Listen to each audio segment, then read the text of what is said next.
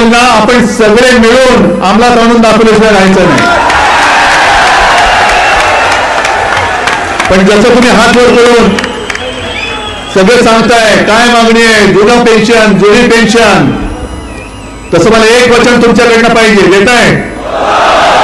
मी तुम्हाला शब्द दिलेला आहे आणि हा माझा शब्द, तुमची गर्दी, तुमची ताकद हे मेंढ्या आणि त्यांचे चमचे टीव्हीवरती बघतायत.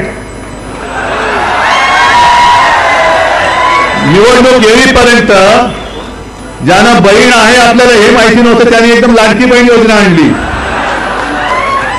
आज समजा आज किंवा उद्याच्या कॅबिनेटमध्ये या सरकारने जुन्या पेन्शन योजनेची योजना मान्य केली तर तुमचं काय होणार आहे?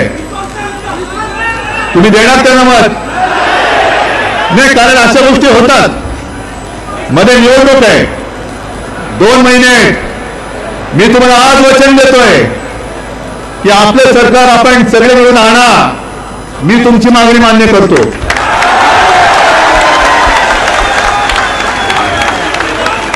पण ही मागणी मान्य करतो हे तुम्हाला मी वचन दिल्यानंतर यांना तिकडे घाम फुटणार आहे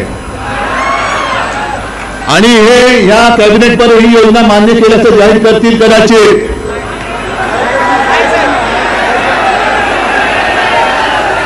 हा दगाफटका केवळ तुम्हाला नाही, महाराष्ट्राला होणार आहे. आणि एक लक्षात घ्या, रे ज्याने माझ्याशी गद्दारी केली, ज्यांना कुटुंबात मी मानलं होतं, ज्या शिवसेनेच्या कुशीतून यांचा राजकीय जन्म झाला, त्या शिवसेना आईवरती वार करू शकतात, हे तुमच्यावरती वार नाही करू शकणार. आणि म्हणून मला हे सरकार नकोय. मला मुख्यमंत्री होण्याची स्वप्न तेव्हाही नव्हतं, आता सुद्धा पडत नाहीये. मला माझा महाराष्ट्र म्हणजे महाराष्ट्रातले दगड ढोलणे नाही. महाराष्ट्र म्हणजे तुम्ही माझी जिवंत हाडामासाची बांधव आणि भगिनी आहात.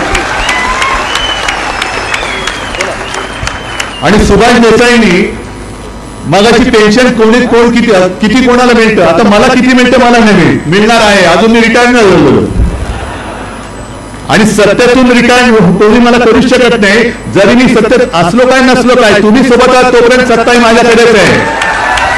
जनतेची सत्ता आहे, ती सगळ्यात महत्वाची आहे. सरकार वेगळं, शिवसेना प्रमुख पुढे सत्तेमध्ये होते पण सत्ता त्यांच्याकडे होती ना. ही ताकद आहे, हे माझं सरकार, ही माझी सत्ता आहे.